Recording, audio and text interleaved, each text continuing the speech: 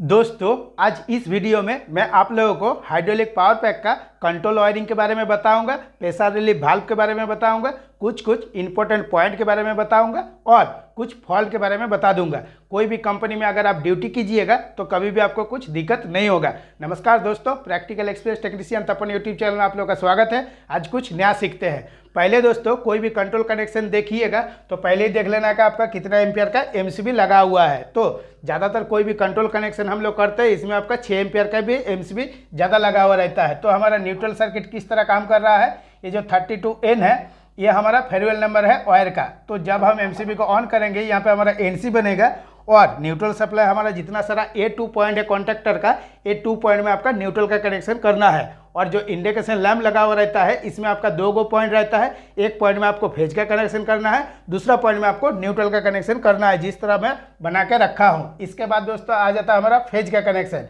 तो जब हम एमसीबी को ऑन करेंगे तो हमारे यहाँ पे एनसी बनेगा। एनसी बनेगा तो फेज सप्लाई हमारा आगे आएगा। किसमें आएगा? Thermal overload relay. और ये 32E1 क्या है? ये हमारा टैग नंबर है। जितना सर आपका टैग नंबर लगा हुआ रहता है इसके बारे में अच्छा से एक्सपीरियंस बनाना है, तब क्या होगा कोई भी डायग्राम आप बहुत आसान तरीके से पढ़ सकते हैं। तो यहाँ से हमारा फेज सप्लाई आया वायर नंबर 324। इसके बाद आपका कनेक्टर में आया। इसके बाद हमारा स्टॉप पीबी। स्टॉप पीबी मतलब क्या होता है? मतलब स्टॉप वाला पुश बटन होता है। तो ये जो आपका स्टॉप वाला पुश बटन है ये नॉर्मल पोजीशन में आपका एनसी रहेगा। जब आप इसको दबाइएगा तो आपका क्या होगा? एनओ बनेगा। और इसके बाद जब आप नॉर्मल पोजीशन में हैं तो आपका ये एनसी बना हुआ है, तभी आपका फेज सप्लाई आगे आ रहा है। किस में आ रहा है? Start PB. स्टार्ट पीबी मतलब स्टार्ट वाला पुश बटन। स्टार्ट वाला का पुश बटन जो एनओ पॉइंट है ये आपका नॉर्मल पोजीशन में एनओ रहता है। जब आप इसको दबाइएगा तभी आपका एनसी बनेगा। जब आप इसको दबाइएगा तो आपका एनसी बनेगा, तो फेज सप्लाई आपका आगे आएगा। और किस में आएगा? कनेक्टर में आएगा। कनेक्टर में आने के बाद 31D3 ये हमारा हाइड्रोलिक का 1 नंबर मोटर है, ठीक है। और ये जो एनसी है जब आपका 2 मोटर हाइड्रोलिक में रहता है, ठीक है। और कोई कोई जगह में आपका 3 मोटर भी रहता है। 3 मोटर जहाँ पर रहता है 2 मोटर आपका रनिंग रहता है, 1 मोटर आपका स्टैंड बाय रहता है। और जहाँ पे आपका 2 मोटर रहता है, 1 मोटर रनिंग रहता है, दूसरा मोटर आपका स्टैंड बाय रहता है। तो ये जो हम डायग्राम के बारे में बता रहे हैं ये हमारा हाइड्रोलिक मोटर का 2 नंबर का है।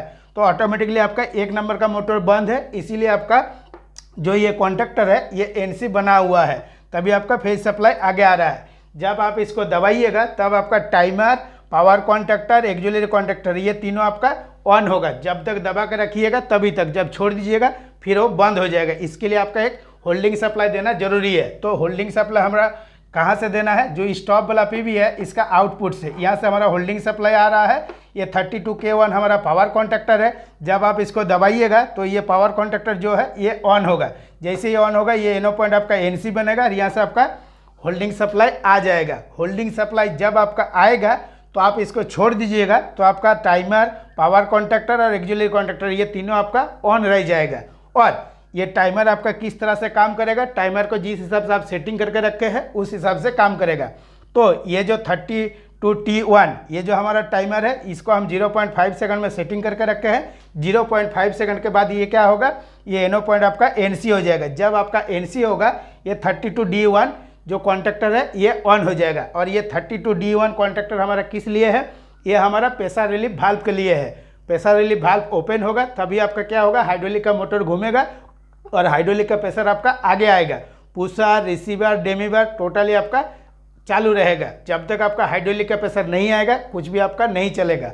और जिस हिसाब से ये टाइमर का आप सेटिंग कीजिएगा उस हिसाब से आपका हाइड्रोलिक से प्रेशर आएगा। अभी ये जो 31D1 कॉन्टैक्टर है प्रेशर रिलीफ वाल्व में जो आपका 24 वोल्ट सप्लाई जा रहा है ये आपका किस तरह से काम करता है। तो उससे पहले आपको देखना है कि हमारा जो हाइड्रोलिक में 1 नंबर मोटर में क्या है और एक टाइमर लगा हुआ है, ये हमारा किस तरह से काम कर रहा है। और देखिएगा इसका एक प्रैक्टिकल वीडियो डाल के भी मैं ऑलरेडी आप लोगों को समझाया हूँ।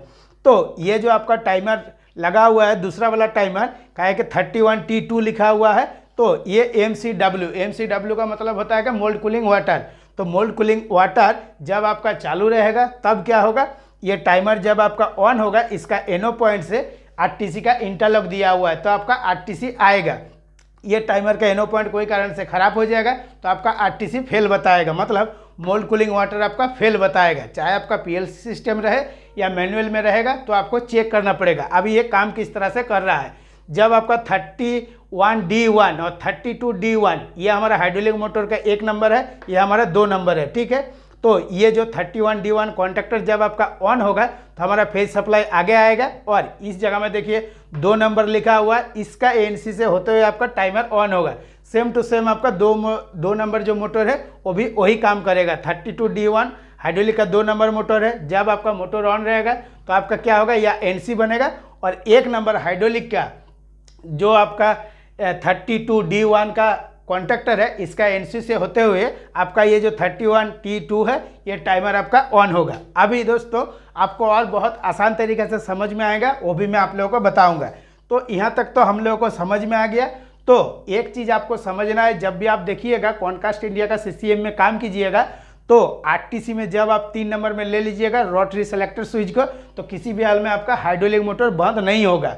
और कितनों भी मतलब SB ऑपरेटर कोशिश करेगा मोटर को बंद करने के लिए, किसी भी हाल में बंद नहीं होगा। RTC का मतलब होता है रेडी टू कास्ट, मतलब आपका कास्टिंग के लिए मशीन ऑन करके आप आराम से चला सकते हैं। टोटली सिस्टम आपका रेडी है। अभी ये किस तरह से काम करेगा, जब आप ये हाइड्रोलिक मोटर को एक बार स्टार्ट कर दिए, स्टार्ट करने के बाद मोटर तो आपका घूम रहा है, तो उसके बाद आप जब रोटरी सेलेक्टर स्विच को 3 नंबर में डाल दिए, 3 नंबर में डालने के बाद क्या होगा, जो आपका यहाँ से 324 नंबर वायर है यहाँ से आपका फेज सप्लाई आएगा। आने के बाद इस जगह में देखिए मशीन ऑन लिखा हुआ है, ठीक है। तो यहाँ पे जो कनेक्टर है दोनों तरफ स्टैंड 1 और स्टैंड 2 का, और 42AD2 और 52AD2 ये स्टैंड 1 और स्टैंड 2 का RTC का कॉन्टैक्टर है, ठीक है। RTC का कॉन्टैक्टर जब आपका ऑन रहेगा तो आपका ऑलरेडी ये दोनों क्या होगा, NC बना हुआ रहेगा। अभी तो नॉर्मल पोजीशन में जब आपका MCD में चल रहा है, जब आप हाइड्रोलिक मोटर को ऑन कर रहे हैं तो 1 नंबर में देना पड़ता है रोटरी सेलेक्टर स्विच को। 1 नंबर में डालिएगा, हाइड्रोलिक मोटर ऑन हो जाएगा। उसके बाद में क्या होता है देखिएगा, जब आपका लैडल आता रहता है मतलब CCM में आएगा तभी मोल्ड ऑपरेटर 3 नंबर में डालता है। 3 नंबर मतलब RTC होता है। जैसे ही आपका 3 नंबर में डाल देगा और किसी भी हाल में आपका हाइड्रोलिक मोटर बंद नहीं होगा। किस लिए, यहाँ से आपका फेज सप्लाई आएगा और ये 42 और 52 ये जो दोनों कॉन्टैक्टर है, ये दोनों कॉन्टैक्टर का जो एनो पॉइंट है ये आपका NC बन जाएगा। जैसे ही NC बनेगा फेज सप्लाई आपका यहाँ पे सीधा आ जाएगा।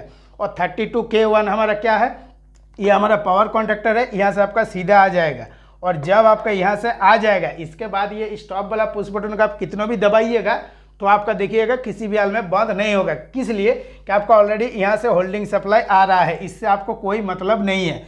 इसीलिए RTC में आपका हाइड्रोलिक मोटर किसी भी हाल में बंद नहीं होता है। और इसके लिए दोस्तों प्रैक्टिकल एक्सपीरियंस होना बहुत ज़रूरी है, तभी क्या होगा, कोई भी डायग्राम को बहुत आसान तरीके से पढ़ सकते हैं। सिर्फ स्टार्टर को खोल के आपको एक बार देखना है और मिला के भी देखना है। कॉनकास्ट इंडिया का जो CCM रहता है जिस हिसाब से मैं बनाया हूँ सेम टू सेम आपका मैच हो जाएगा। अभी प्रेशर रिलीफ वाल्व आपका किस तरह से काम कर रहा है, तो इससे पहले मैं वीडियो बनाकर ऑलरेडी आप लोगों को समझाया हूँ कि 24 वोल्ट सप्लाई आपका किस तरह से बनाना है। तो ये जो 24 वोल्ट का बस बार है, एक आपका पॉजिटिव है, एक आपका नेगेटिव है, ठीक है। तो यहाँ पे आपका 24 वोल्ट के लिए एक 6 एम्पियर का MCB लगा हुआ है, ठीक है। जब हम MCB को ऑन करेंगे तो हमारा इस जगह में NC बनेगा दोनों एक साथ, और ये बीच वाला सिंबल का मतलब होता है कि ये 2 पोल का MCB है। जब आप ऑन करिएगा तभी आपका फेज सप्लाई आगे आएगा। जब आपका यहाँ पे NC बनेगा तो एक तरफ से आपका आ जाएगा न्यूट्रल सप्लाई DC नेगेटिव, मतलब जो आपका DC सप्लाई है इसमें आपका एक पॉजिटिव होता है और एक नेगेटिव होता है। तो यहाँ से तो हमारा नेगेटिव सप्लाई आ रहा है और ये हमारा रिलीफ वाल्व है, ठीक है। जैसे ही आपका 32D1, तो 32D1 हमारा क्या है, 32D1 हमारा प्रेशर रिलीफ वाल्व का कॉन्टैक्टर है। 32D1 कॉन्टैक्टर जैसे ही 0.5 सेकंड के बाद ऑन होगा तुरंत आपका क्या होगा, ये रिलीफ वाल्व में 24 वोल्ट सप्लाई आपका आ जाएगा। और 24 वोल्ट सप्लाई जैसे ही आएगा प्रेशर रिलीफ वाल्व आपका ओपन हो जाएगा और हाइड्रोलिक का जो ऑयल है वो आपका पुशर, रिसीवर, स्टेनर के पास तक आ जाएगा और आप आराम से ऑटोमेटिक काम करा सकते हैं। चाहे आप रिसीवर चला सकते हैं या स्टेनर चला सकते हैं, पुशर चला सकते हैं, जिस हिसाब से आपका ज़रूरत है और इसी हिसाब से आपका काम करता है। इसीलिए मैं आप लोगों को बताया हूँ ये 32D1 जो कॉन्टैक्टर है ये ऑन होगा तभी आपका ये रिलीफ वाल्व आपका काम करेगा। कभी कभी क्या होता है, ये जो 32D1 कॉन्टैक्टर आपका ठीक से काम नहीं करता है और प्रेशर रिलीफ वाल्व आपका मतलब गेट जो है ये ओपन नहीं होगा और हम लोग इधर उधर चारों तरफ चेक करते रहते हैं कि आखिर हुआ क्या है। कभी कल ये भी होगा, अगर ये पॉजिटिव और नेगेटिव में आपका शॉर्ट सर्किट हो जाता है तो आपका एमसीबी गिरा हुआ रहता है और आप चारों तरफ चेक करिएगा कि आखिर प्रेशर आ क्यों नहीं रहा है। तभी आपको एमसीबी भी चेक करना है। 32D1 जो कॉन्टैक्टर है ये वाला प्रेशर रिलीफ वाल्व के लिए, ये भी आपको चेक करना है, तभी आपको प्रॉपर तरीक़े से चेक होगा। अभी दोस्तों जितना सारा इंडिकेशन लैम्प है ये किस तरह से काम कर रहा है वो भी जानना जरूरी है। तो जब आपका मोटर में फॉल्ट आएगा तो ये आपका थर्मल ओवरलोड रिले जो है, ये जो एनसी पॉइंट है ये आपका ट्रिप हो जाएगा तो एनओ हो जाएगा, और ये जो एनओ पॉइंट है ये आपका एनसी बन जाएगा। जब एनसी बनेगा तो हमारा 32D2 ये जो कॉन्टैक्टर है ये आपका ऑन हो जाएगा। जब ये कॉन्टैक्टर ऑन हो जाएगा, जब तक आप ये थर्मल ओवरलोड रिले को रीसेट नहीं कीजिएगा तब तक आपका क्या होगा, किसी भी हाल में ये कॉन्टैक्टर बंद नहीं होगा। और जो आपका थर्मल ओवरलोड रिले लगा हुआ रहता है तो इसको आपको मैनुअल में सेटिंग करके रखना है, और इसके ऊपर भी मैं प्रैक्टिकल वीडियो डाल के समझाया हूँ। और यहाँ पे 32K1 हमारा क्या है, ये हमारा पावर कॉन्टैक्टर है, ठीक है। जब आपका कुछ भी नहीं चल रहा है, टोटल ये कंट्रोल सर्किट बंद है, तब आपका ऑफ वाला इंडिकेशन का लाइट जलेगा, क्योंकि ये जो आपका पावर कॉन्टैक्टर है इसका एनसी से आपका इंटरलॉक दिया हुआ है। नॉर्मल पोजीशन में आपका एनसी बना हुआ है, जब आपका पावर कॉन्टैक्टर ऑन होगा ये आपका एनओ हो जाएगा, तब ऑटोमेटिकली आपका ऑफ वाला इंडिकेशन का लैम्प बंद हो जाएगा। इसके बाद हमारा आ जाता है 32D3। तो आपको ये मिला कर देखना है कि हमारा 32D3 क्या है। तो यहाँ पे तो आपका एक्सिलरी कॉन्टैक्टर है, ठीक है, 32D3। तो इसका जो एनओ पॉइंट है, इसका एनओ पॉइंट यूज करके हमारा ऑन वाला इंडिकेशन का लैम्प जल रहा है। मतलब जब आपका ये पावर कॉन्टैक्टर ऑन होगा, इसके साथ आपका 32D3 का जो कॉन्टैक्टर है ये भी ऑन होगा, और इसका एनओ से ही आपका ऑन वाला इंडिकेशन का लैम्प जलेगा। और जब आपका ये 32K1 जो पावर कॉन्टैक्टर है ये जब आपका ऑन होगा, ये तो ऑटोमेटिकली आपका एनओ हो जाएगा, और ये 32D3 है ये आपका एनसी बनेगा।